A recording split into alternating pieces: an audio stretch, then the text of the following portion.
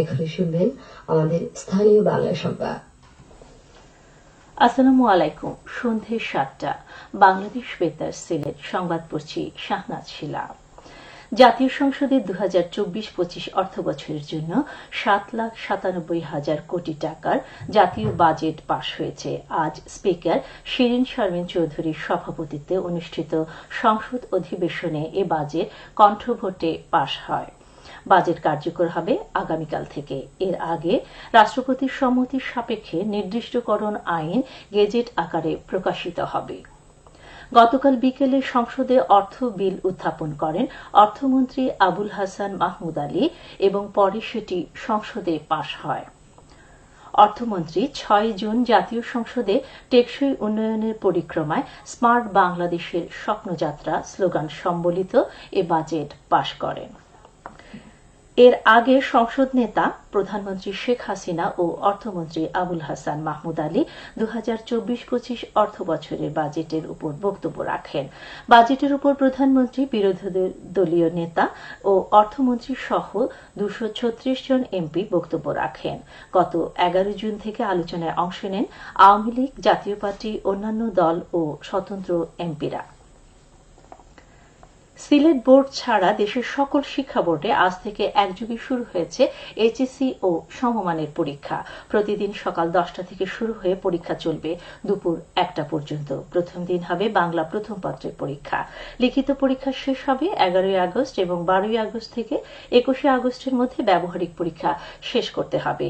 এদিকে বন্যা পরিস্থিতির কারণে সিলেট বিভাগের এইচএসসি ও সমমানের পরীক্ষা 30 জুন থেকে আগামী 8 জুলাই পর্যন্ত স্থগিত করা হয়েছে।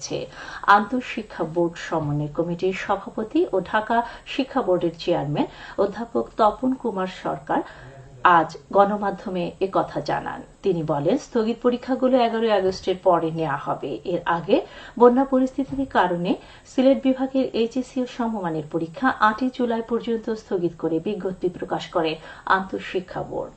বিজ্ঞপ্তিতে আরও জানানো হয়, 9 জুলাই থেকে সিলেট বিভাগে যে পরীক্ষাগুলো হওয়ার কথা ছিল সেগুলো যথারীতি অনুষ্ঠিত হবে, আর স্থগিত পরীক্ষার সময়সূচি পরে বিজ্ঞপ্তির মাধ্যমে জানানো হবে।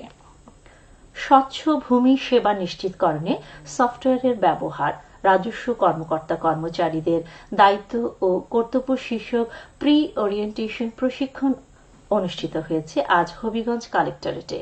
এতে প্রধান অতিথি ছিলেন ভূমি মন্ত্রণালয়ের ভারপ্রাপ্ত সচিব জিয়াউদ্দিন আহমেদ। বিশেষ অতিথি ছিলেন প্রকল্প পরিচালক ও যুগ্ম সচিব মোহাম্মদ ইফতেখার হোসেন।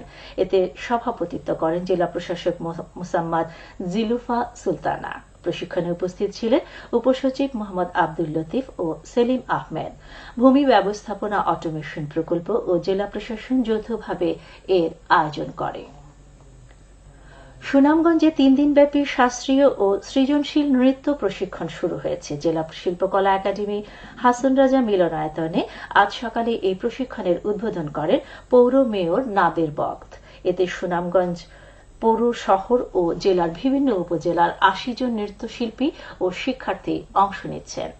নৃত্যাঙ্গনের উদ্যোগে এই আয়োজনে সহযোগিতা করছে জেলা শিল্পকলা একাডেমি। হবিগঞ্জের মাধবপুর পৌরসভার 2024-2025 অর্থবছরের 23,26,73,979 টাকার প্রস্তাবিত বাজেট ঘোষণা করা হয়েছে। আজ পৌর মিলনায়তনে মেয়র হাবিবুর রহমান মানিক এই বাজেট ঘোষণা করেন। এ সময় কাউন্সিলর সহ বিশিষ্টজনেরা উপস্থিত ছিলেন। প্রস্তাবিত বাজেটে রাজস্ব খাতে আয় 9,73,73,979 টাকা ও উন্নয়ন খাতে 22,67,63,292 টাকা ব্যয় ধরা হয়েছে এবং উদ্বৃত্ত দেখানো হয়েছে 59,10,687 টাকা। এদিকে মৌলভীবাজার সদর ও কুলাউড়া উপজেলার 2টি ইউনিয়ন পরিষদের 2024-25 অর্থবছরের পৃথক বাজেট ঘোষণা করা হয়েছে। আজ সদর উপজেলার গিয়াসনগর ইউনিয়ন পরিষদে বাজেট ঘোষণা করেন ইউপি চেয়ারম্যান মোহাম্মদ মোশাররফ হোসেন।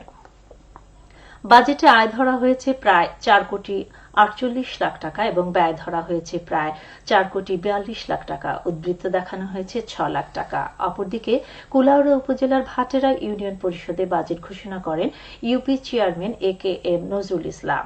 বাজেটে আয় ধরা হয়েছে প্রায় 4,51 লাখ টাকা এবং ব্যয় ধরা হয়েছে প্রায় 4,43 লাখ টাকা।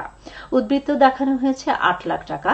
উভয় বাজেটে স্বাস্থ্য, শিক্ষা, তথ্য প্রযুক্তি, স্যানিটেশন, দারিদ্র্য বিমোচন, মহিলাদের আর্থসামাজিক উন্নয়ন ও যোগাযোগ ব্যবস্থার উন্নয়ন বিষয়ে অগ্রাধিকার দেওয়া হয়েছে।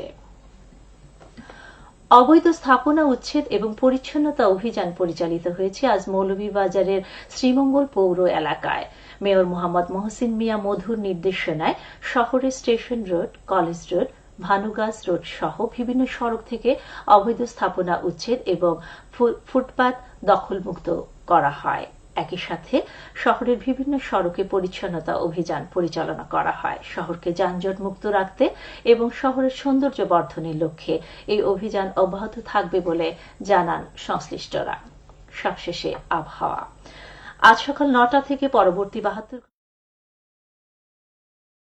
সকল বিভাগে বজ্রসহ ভারী থেকে অতি ভারী বৃষ্টি হতে পারে। এক সতর্কবাণীতে আবহাওয়া অধিদপ্তর জানায়, এর ফলে সিলেট ও চট্টগ্রামের কোথাও কোথাও ভূমিধসের শঙ্কা রয়েছে।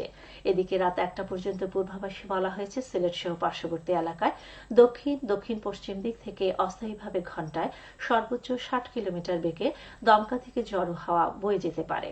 সেই সঙ্গে হতে পারে বৃষ্টি অথবা বজ্রসহ বৃষ্টিপাত। এসব এলাকার নদীবন্দরগুলোকে 1 নম্বর সতর্ক সংকেত দেখাতে বলা হয়েছে।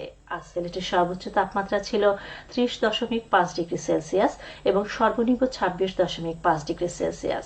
বাতাসে আর্দ্রতা ছিল সকালে 94% এবং সন্ধ্যায় 89%। আগামীকাল সিলেটে সূর্যোদয় হবে 5টা 6 মিনিটে এবং অস্ত যাবে 6টা 46 মিনিটে। সংবাদ শেষ হলো। পরবর্তী স্থানীয় সংবাদ প্রচারিত হবে আগামীকাল সকাল 8টা 10 মিনিটে।